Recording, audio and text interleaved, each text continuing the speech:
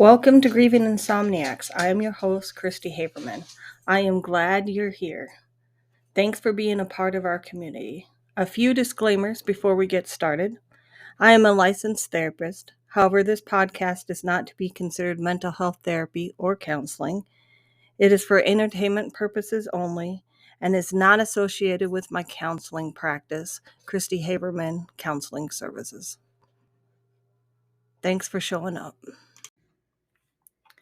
Welcome to Grieving Insomniacs. This is your host, Christy Haberman.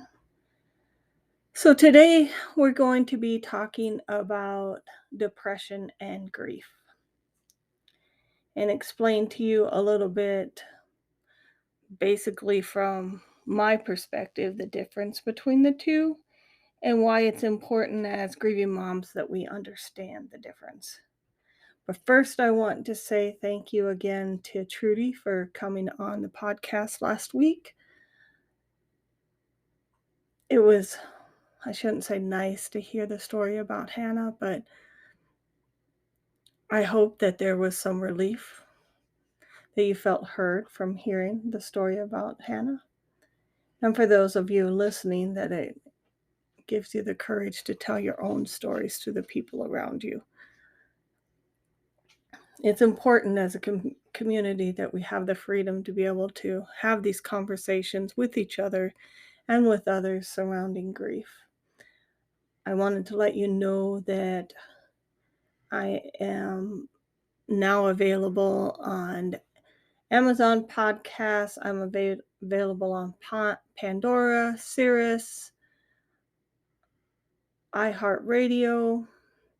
So I've added several different podcast platforms to my episodes of Grieving Insomniacs. And lastly, I became an Amazon affiliate.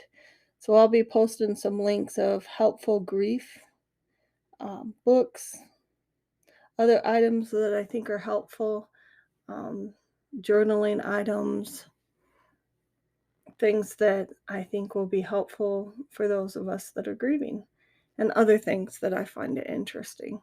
So check that out on my Instagram page. Sometimes doing this podcast seems like it's endless self-promotion, but that's just how it works. And then I also have some Grieving Insomniacs t-shirts if you want to support the podcast over on TeePublic. I'm going to be adding some other things once I get it figured out.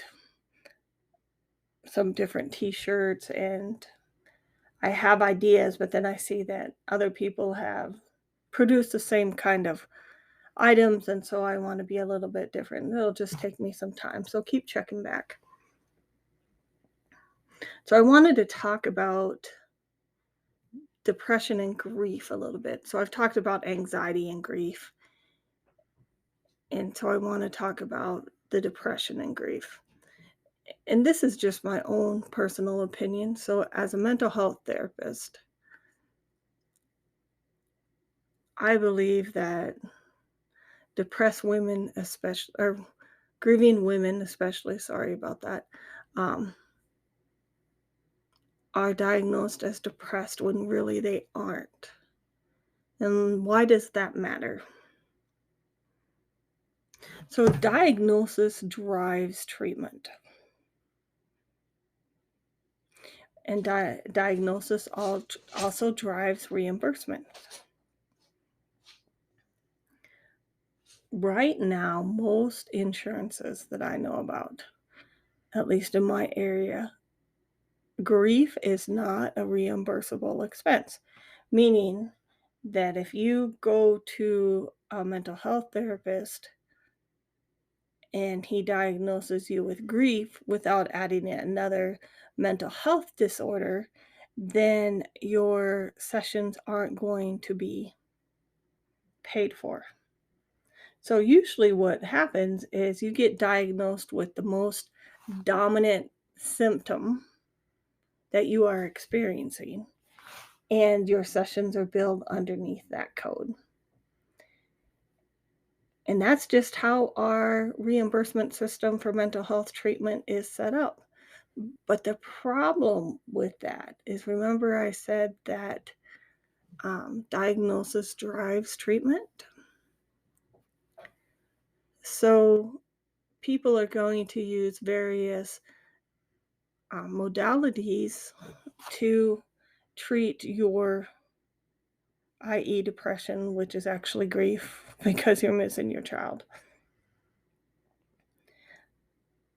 So it's important to keep in your own mind, as the person being diagnosed, the differences. And this is kind of how I explain it. So if you struggled with low mood, not being able to sleep, eating more than usual or less than usual at times, uh, increased irritability, before you lost your child, chances are you might have experienced previous depressive episodes that had been undiagnosed. So in that case, you would have what we call a co-occurring disorder, which would be you'd be depressed and you'd have grief. If you never had a depressive episode before, then the depression that you're experiencing now, or what they're labeling depression, is actually grief. So some of the treatments that they do for depression, let's start with the medical ones first. So they will, medication, almost always, they prescribe medication. As someone who used to take medication for my grief, and who experienced in depression before I lost my son, I wouldn't say that the antidepressants were very effective for me. Now, in my 30s, I had a period of time where I came home from work and I went to bed, and it was my first trial of medications, and they prescribed me Prozac, and I was able to get out of bed. It was just a minimal dose of Prozac. Now, later in life, I think that there was an ongoing medical problem that was undiagnosed at the time, but Prozac helped, and I was on Prozac for a very long time. Then after Christopher died, they kept upping the dose of my antidepressants, and I was still very, very, very sad. The other thing they might prescribe for you is anti-anxiety medications. So the important thing to remember is that as needed anti-anxiety medications have what's called a rebound effect. So the rebound effect is that it relieves the anxiety for the period of time. So like 4 hours. The end of that 4 hours, your anxiety is going to come back and it's going to rebound, which means it's going to be worse than it was when you took the medication. So that just creates a cycle of take the medication, worse anxiety, take the medication, worse anxiety, and that creates an addiction cycle. So keep that in mind when you are being prescribed these medications. So you need to be aware of those kind of side effects and decide if that is something that you want to cope with. And the other thing that you need to think about is I have a lot of anxiety. A lot of it is surrounding whether or not someone else is going to die again, or whether I say the right things or do the right things or things like that. I haven't noticed that medication necessarily helps with those kind of anxieties. It calms my physiological response, which is the uh, heart racing, the deep breathing, but it doesn't stop my thoughts. And really, that's where I need the help with. So that's something to think about. If you still, and here's an important distinction.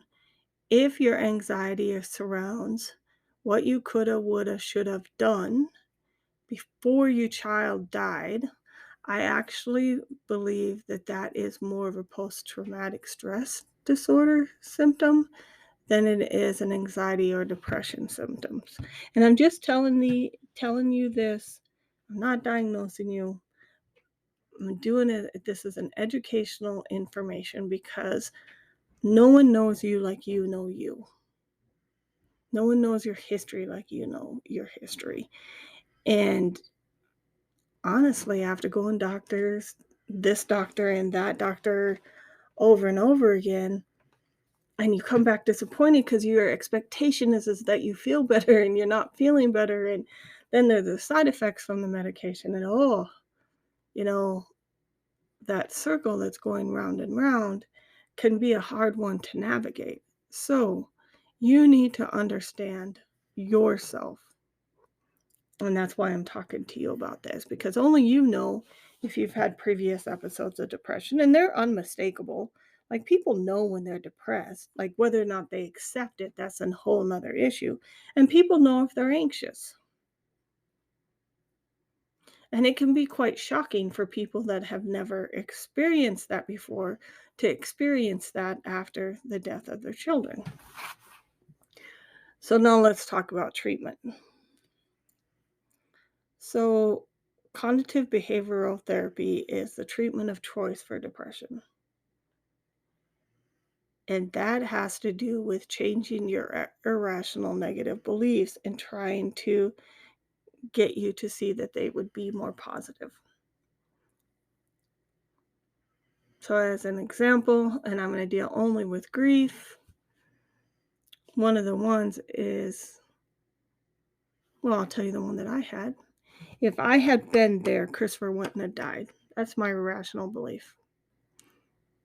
It took me a long time to come to terms with this. Is that necessarily true? No, it is not necessarily true. I might have more than likely had the same outcome. But that doesn't change me from ruminating on that belief system over and over and over again, 24/7, for years. I ruminated over that. No amount of medication helped. No amount of anxiety medication would helped. I wake up in the middle of the night, deep breathing. What helped is I had to change my thought process. And I did that without the benefit of a therapist. And I had to think about if that was actually true. And it's not. I just wanted to have some power over it. So that's an example of what it's like with grief. I find that people that have not been touched by death. So what I mean by that is some people are very uncomfortable talking about death. And we have all experienced that as grieving moms, that they are uncomfortable talking about death. I don't know how much time someone would spend with you going over and over and over that, like you need to have that done, and listening to you ruminate through that. I should have done something different. I wish I would have done something different. I should have been there. Why did he die? People that are not comfortable with death are not comfortable listening to that. And so they will try to get you to focus on other things, other negative beliefs that they see you have. And it can be very frustrating for the person that's in therapy because they want to talk about how come this happened. So this is an example of where it's important to know whether you're grieving or you're depressed. Because some people are depressed and some people do need cognitive behavioral therapy for depression. But as the consumer of the mental health services, it's important for you to know and understand. So let's take it one step farther. If the death was unexpected, then you more than likely might have some effects of post-traumatic stress disorder, which means is that you keep reliving the event over and over again. You have an exaggerated startle response, nightmares, reoccurring thoughts about it. So to make the picture even more complicated, and some people have PTSD, then they lose a child, so that aggravates this PTSD symptoms. So anxiety and depression are a part of PTSD. So understand that. But if you're receiving treatment for anxiety and depression, but not receiving treatment for the post-traumatic stress disorder, you're not going to have any relief. So you have to find a way to get treatment for the post-traumatic stress disorder. And it's difficult, but I 100% recommend EMDR therapy for the post-traumatic stress disorder. Now, no one will ever take away the memories of your child, ever. But what they can do is unstuck your brain. And so when a trauma happens, your brain gets stuck. And no new information can come in. So as long as your brain is stuck in that trauma state, it doesn't matter how much medication you take, it doesn't matter how much talk therapy you do, your brain can't take in that information. So you're wasting your money, you're throwing it down the toilet. If you do some EMDR therapy, your brain will become unstuck, and you will be able to use your cognitive skills to combat your negative belief system that you have surrounding the death. And we all have them. I mean, these are our regrets, our beliefs that we should have done something different. That we all have that secret, as I did a podcast earlier, that secret shame we have surrounding the death of our children that we really don't talk about, really don't want to acknowledge, but in the private moments inside of our brain we think about. And that's what helps unstuck the brain. Because I didn't talk about what my secret shame was for a very long time. Because that's what it was. It was a secret shame. So what also complicates it even farther is if you had post-traumatic stress disorder before your child died. So if you had a significant trauma in childhood, your brain's still stuck there. So you have to start there. You unstick that trauma, you unstick another trauma, you unstick another trauma. But once you experience that first brain change that goes on inside your head, where like you literally can kind of feel it loosening up. And then afterwards, you can think about the traumatic experience without getting a knife in the back. Because that's what the EMDR does. It takes the knife out of the back. It doesn't change the memories. You're not going to forget your child. Never. Like, you can't. It's just like not physically possible unless, I don't know, somebody like erases your memory. But even then, I maintain that your body remembers. So, but that's just my belief system. So you got to work on those traumas first. And then you go from there. And so it takes a really caring therapist to help you work these things out. So the other things I wanted to talk to people about too is don't forget grief causes you to undereat, overeat, eat bad things, not eat at all. Don't forget the physical manifestations of your grief, which is that if I don't eat, I'm not getting all the nutrients I need, and I'm going to get more depressed. If I'm not drinking enough water, same thing. If I overeat, but I'm overeating the wrong things, again, my brain is not going to function the way I'm supposed to, and I'm going to get more depressed. And another reason why I brought it up is I live up here in the frozen north. We haven't seen the sun now for a couple of months. And for me, my seasonal affective disorder that I have is associated with heat, not necessarily with the sun. And so my husband swears that he can predict my mood before he ever looks out the window. Because if I'm lethargic and laying in bed, he knows that it's a cloudy day. This is one of those things. So for those of you that live in areas with not a lot of sun and more rain, you might consider asking your doctor about the seasonal affective disorder, because that most certainly is going to impact your grief. And of course, everyone talks about exercise, and exercise is good, but I don't know that it's going to take care of the depression, and the anxiety is going to make you tired. And but you got to be careful about that too, because if you push yourself too much, you might not know when to stop. So the other thing that I don't want, the reason why I wanted to talk about this a little bit, is because Friday at my work, we had a band come in. I don't know how to explain this without giving too many details away. And the band started playing Simple Man by Leonard Skinner. That is a Christopher song. And I'd been weepy all day. I'd had bad dreams, and I just sat there and I was crying. To the uneducated person who didn't know that I had lost a child, and that was a Christopher song, it would look like I was depressed.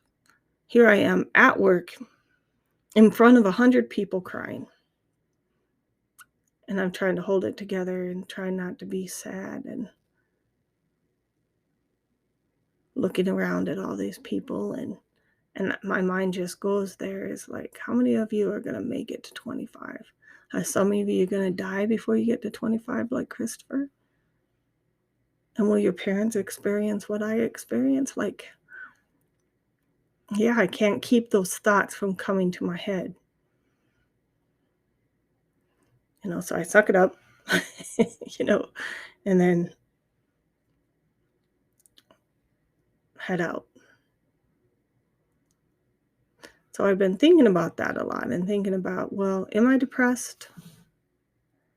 I'm stressed for most certainly. But I don't know if I'm depressed. I'm most certainly feeling a reactivation of my grief. And so for me, this is a hard time from January until June, because this is all my holiday, or all my triggers occur. And so the closer I get to the triggers, the more I tense up and become irritable and grouchy and all of those things that we've talked about many times before. But I'm having nightmares again. So maybe the stress has led to, some aspect of depression. I'm not real sure. But I don't think so. So I started thinking about that, and I had somebody request about depression and want me to talk about it a little bit. Now, there are some people in the world that from an early age struggle with chronic thoughts of death. They're preoccupied with it. They're preoccupied with how they're going to die. That's a whole conversation for a different day. But that's a little bit more than depression. That's like severe depression. And if you are at that place, please seek help. Please see someone. Find a therapist in your local area, someone that you can connect to. Support groups are nice. It's nice to be around people that have experienced the same thing that you experience, but there's nothing like a caring therapist. And if the first one doesn't work, go to another one, and go to another one till you find the right one. be a match with the right person, right therapist is so much about personality, more so than it is about anything else. Because you won't remember, if I started going to therapy in my 20s. I don't remember what my first therapist said. Well, actually, I do because she was really awful, and I know her now, and I have a different name, so I don't share with her. But yeah, she was really awful. But the one after that, the ones that really helped me, I don't remember what they said to me, but I remember how I felt when I left. And I've always tried to be that kind of therapist because it's really about how you connect with that person and whether or not that person makes you feel heard. And those are the critical points when you go to therapy. So if you do decide to go to counseling for your grief, go armed with the information that I gave you today. Let him then know, well, I was depressed before, or I wasn't depressed before. I was anxious before, I'm not anxious, or I've never been anxious until this happened. And make some good decisions for yourself. Look at all the different treatments options out there and then pick one that works for you. Just have realistic expectations. And I guess my realistic expectation is I'll always be sad. But it's okay to be sad. It really is. It is okay for me to cry when I hear Christopher's song because I loved him. And I loved him a lot. And that's just an expression of my love. And that is all. And if other people get uncomfortable, that's kind of on them.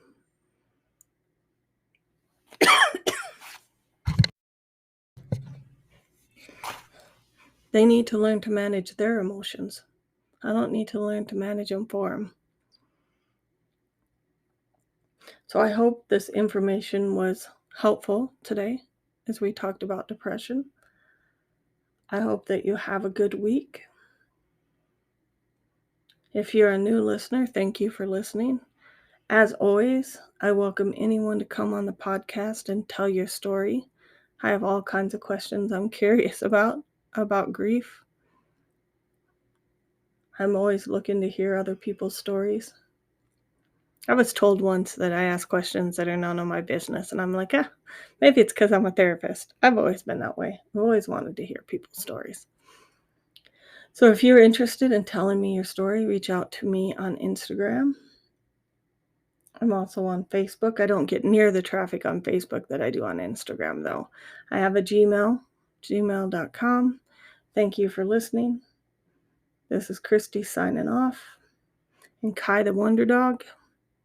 Kai the Wonder Dog is going to be having a surgery this week. If you would, send her some positive thoughts. It will be on Thursday at 8 a.m. And I'm hoping that we have a good outcome from that. Thank you for listening.